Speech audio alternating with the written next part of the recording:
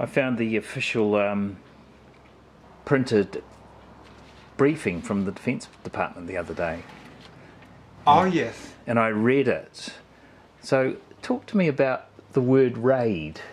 The Defence Department in this incident, event, Yes. attack, battle, they refer to what their actions were was a raid. Raid is sudden attack, predatory incursion in which surprise and rapidity.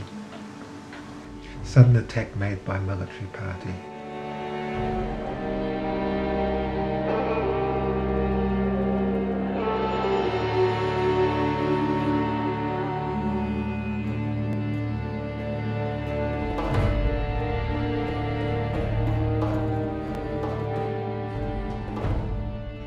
The reason this book exists is that there were people inside the military who wanted the story to get out.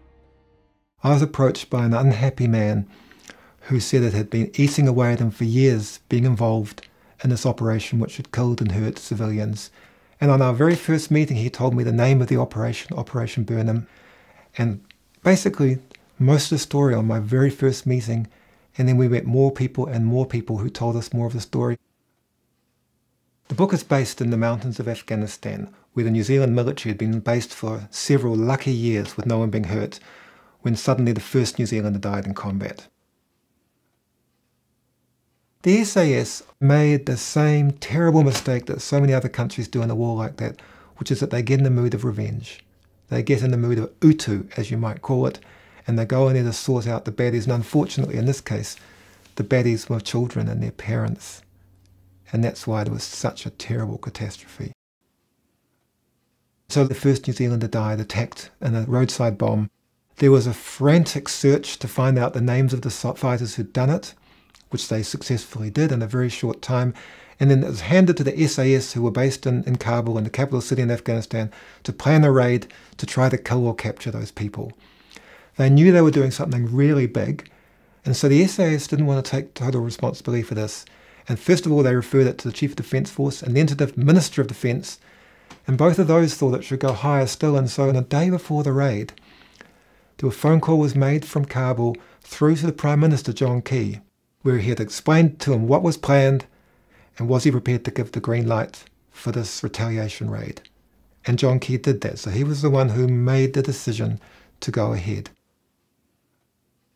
And so they headed off with American helicopter gunships and more New Zealand SAS than any other operation in Afghanistan, and drones and the whole kind of high-tech war machine heading down towards these two Afghan villages where they believed the people were who had done the attack which had ended up on the New Zealander being killed. And so they arrived in the village in their sort of wound-up minds. What they were seeing as insurgents running around were actually children running scared in the dark. It was people like the mother who ran out with a little child in her arms, who was instantly killed. And the mother was injured herself, who was traumatized by it, has never gone back to the village. There were other people scattering from their houses who got shot up by helicopters or by the SAS snipers. In fact, every single person who was killed and injured, there was 21 of them, was an innocent civilian, and none of the people they were looking for were there. And in the same mood of angry revenge, the SAS went around burning down and blowing up houses.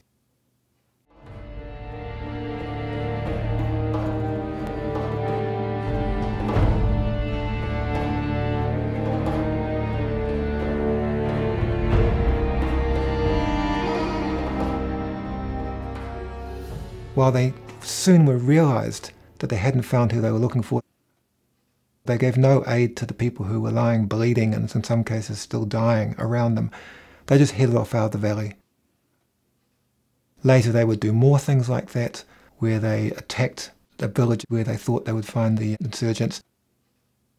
But that wasn't the end of it. Even later there was more of this rage was seen when they captured one of the people who they had genuinely been looking for that night. And the SAS put him in the back of a vehicle and beat him up, and then gave him to the secret police where he was tortured. And then as their sort of final crime, they knew they'd done things wrong, and so they covered the whole thing up and hoped that no one would ever find out about it in New Zealand. John Stevenson and I pretty much knew that when we put this book out, they weren't going to own up on the spot. But the level of their denials have been quite astonishing. When the book first arrived out, they just said, there were no civilians killed, nothing went wrong, there was absolutely nothing, this is completely untrue. And then they carefully studied the book, and alas, they found a very minor mistake in it, which was that one of the illustrations in the book had the villages marked in a slightly wrong place. It was a few bends along this roadless river from where we'd been told. These things happen, it was a very minor mistake. But what the Defence Force did, which was really remarkable, is that they said, just a moment, this is a different attack.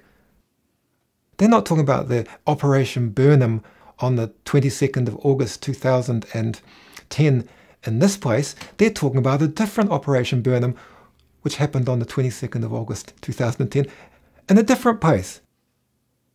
Of course there weren't two raids with the same name in the same valley in the middle of the roadless mountains on the same night, but that's what they said. They tried to say, and hoped the public would believe them, that we'd got the entire book wrong, and so they hadn't done anything wrong.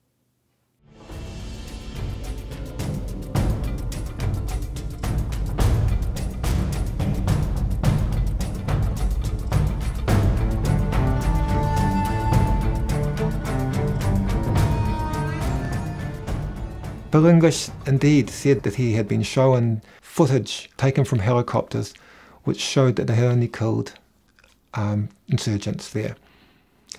And there's two possibilities. The first possibility is that he was carefully misled, being shown a selective short little bit of helicopter footage about a long and hours-long battle meant that he knew what went on. So he might have been misled, in which case he should have been more careful. The other possibility is that he was joining in the cover-up knowingly. And either way it's terrible because it's just not true. What the book is, quote by quote and fact by fact, it's laying out what those people inside the system, inside the SAS, inside the senior levels of the Defence Force feel about what happened. In other words, it's really their book. They're the ones who give it the credibility. The Defence Force still to this day insists that they killed 9 insurgents in that village when they'd got none of the people they were looking for, in fact. There actually is a difference between whether you shot a fighter or you shot a child, and only one of those is correct. I think that the reason why the whole thing was kept so secret and is still being covered up is that the military and the government know that New Zealanders care deeply about this. That we, as a country, see ourselves as different from the more violent and militaristic countries of the world. We see ourselves as playing an honourable role in the world. We see ourselves as a principled small nation, and that's what most people want their country to be. We should be giving compensation to the families that had to move away because they were too scared to live in their homes anymore and lost their land and their farming. We should be there making good for what we did. That's what New Zealanders would think we should do.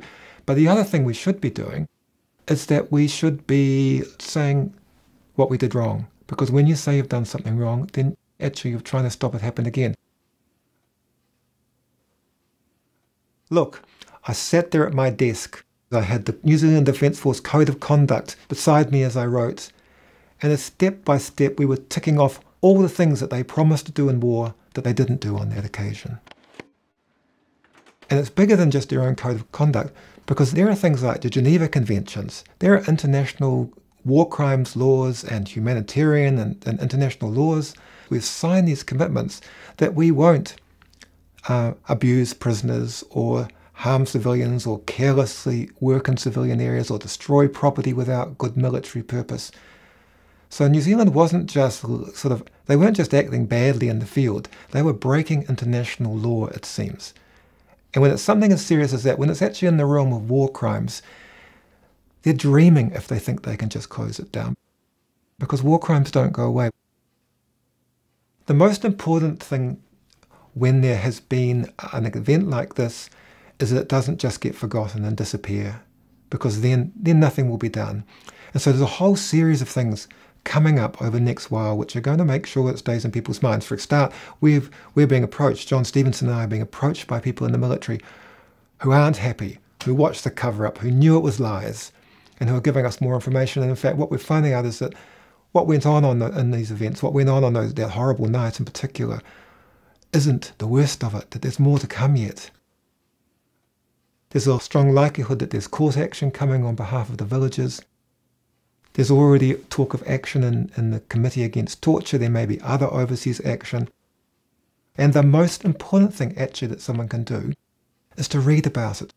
Because anybody who reads the book from beginning to end, get it from the library, I don't want my $1.50 of royalties, but anyone who reads the book will come away utterly convinced that we're telling the truth. And so the more people who read it, the harder it is to keep the lid on it. And eventually you get change, and we'll get justice out of it.